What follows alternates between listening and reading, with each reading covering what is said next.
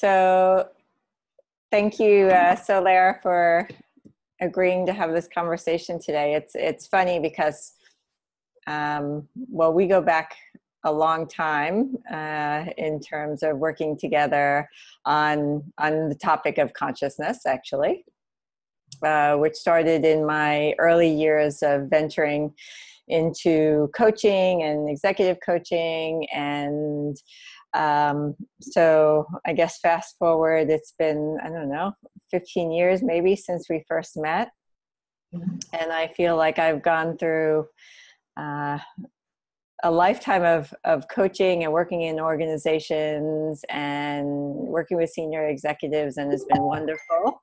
And it's been exciting. And at the same time, I do feel we're going through a expedited raising of consciousness in the universe. And I do feel that organizations will and are being affected by that. And I'm fascinated by it. And I'd love to have more conversations about it with people who are looking into this. And yeah, I guess that's where we are today. Yeah, fantastic. Looking forward to it. I'm going to ask you some questions, and then you can just take it wherever you'd like. So, I think a lot of people out there in the organization would say, "What does consciousness have to do with business?" So, yeah, I think.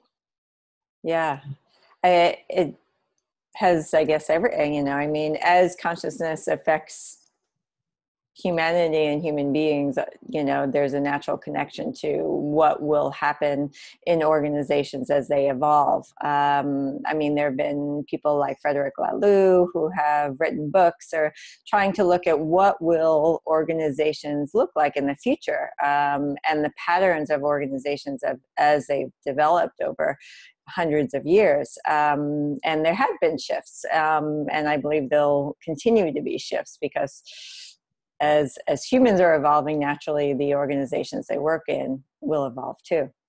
Yeah. What do you think that some of the recent shifts around that are? And it's, I think you see in, some of the organizations that people think are developing new areas of working together, of collaboration, whether it's the Googles or the Facebooks of this world, Elon Musk and his organization. I mean, those are, people start to think of those kinds of organizations as the new organizations. And I think they're just at, touching in it really, but they show different ways of people associating with each other. I think that organizations are going to become flatter and flatter, and there's going to be more of coaching roles in versus top-down authoritarian models, which still do exist, even in some of the more enlightened organizations. There's still quite a bit of hierarchy, and I think over time that's going to change.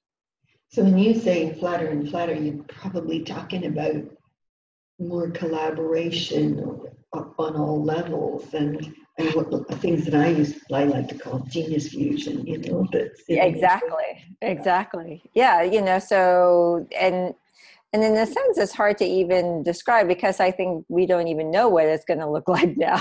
But I think that there will be groups and organizations, collaborative groups that organize around what needs to be done in a different way than they do now, for purpose, and with equality and discussion and meaning to them that happens now to some degree in some organizations, and I think it will continue even further.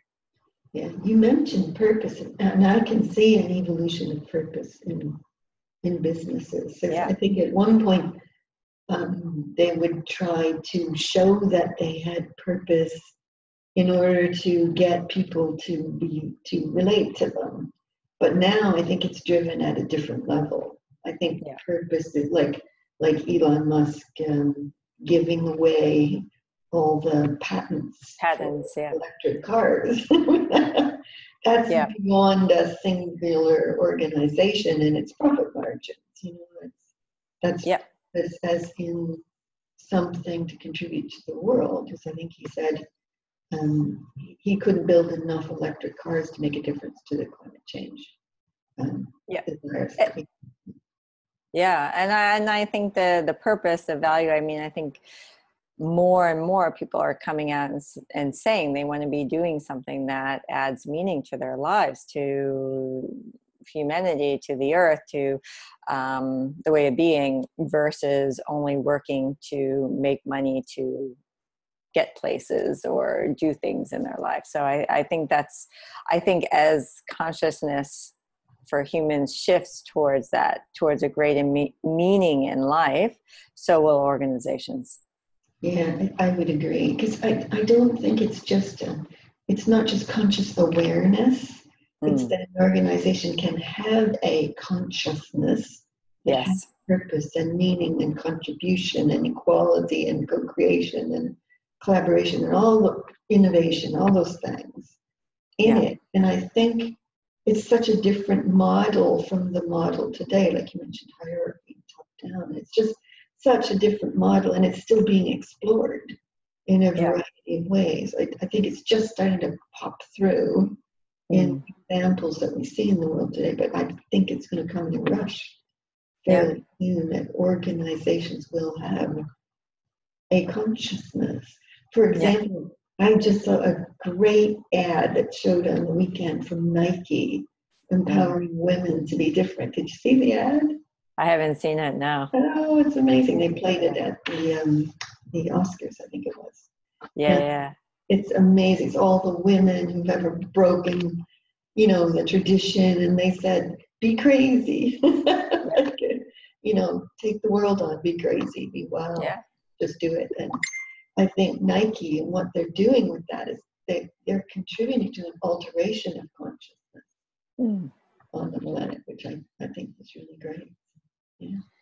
And I think the younger generation will be demanding it, to be honest. I think, and I see my kids who are, in their late teens and going into internships and saying, I don't want to work like this, I don't want to be like this, and the organizations I'm working with who are finding with the millennials, and they don't understand why they don't want to stay in the same job. They want to move around. They want to be creative. They want to start their own company and work in in an organization at the same time. And they're breaking the norms, basically.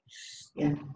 Well, and look at the 16-year-old girl from, was it Sweden, who's worked Mm, on climate. She just started a tiny protest in her school, and all of it, I know that's not business, but it has impact on business because what she's just done is got billions contributed to climate change work around the world, and that starts to affect organizations. It's a consciousness shift that's just happening right now this year that I think absolutely. organizations are now having to be consciously responsible for their environmental impact, not Mm, just because it looks good, but because they must. It's part of the culture of the organization and consciousness of the organization. yeah. Yeah. And I think as more inventions that I think have been in existence for some time but haven't come to the public, as they're released, I think more and more things will evolve in organizations as that changes the way we interact with the world, for energy, for transportation, for moving around, for interacting with each other. Yeah. Yeah, absolutely. It's a big shift and we're right in the middle of it. Yeah. So is there anything you would say to organizations or to people involved in working with organizations about what to expect or what to bring to it in their own ways? Mm. Right now, I think one of the most important things is that the organizations start to converse about this and come to a level of awareness of the shift happening, so that things start to move, because it does take time. And even though some of the shifts in consciousness might be happening at an expedited rate, now I think organizations need to come to a different level of realizing that, so that they can keep up, because I think they move slower than the level of consciousness raising. So I think the conversations and being out there, and the leaders in organization talking to see, how are these things, what's happening in consciousness in the world and in these conversations, and how can they move with that, because I think there are going to be a lot of organizations that get left behind. Yeah, yeah. I think it is a great way to stay right in the front lines of how organizations can positively impact the world and the people inside of it and the customers and everything else. So yeah, and strategically as well, which is I think what you're pointing to. I love that. Yes. No, I mean, because over the generations, over hundreds of years, there have been many organizations at big shifts, where they've lost their role, they've lost their competitiveness in the market, because they didn't see the shifts coming. So I think even more important for these organizations to realize and start talking about it, and see how to bring in people as this is happening. Yeah, exactly. So anything else you want to add, just for anybody who's got an interest in this particular area? I'd say come join the conversation. I have a group chat that's open to the public for elevating consciousness. Get out there, search what's going on in conversation, talk to as many people as possible. That's what I think.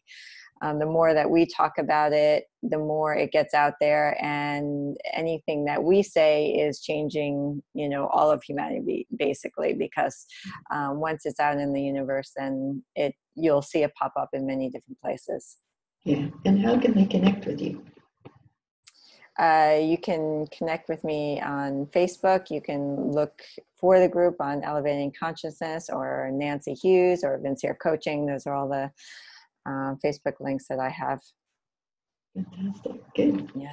Okay. Ooh, exciting times. I love it. I think this is the exciting conversation right now. So thanks, Nancy. That was wonderful. You're welcome. Thank you.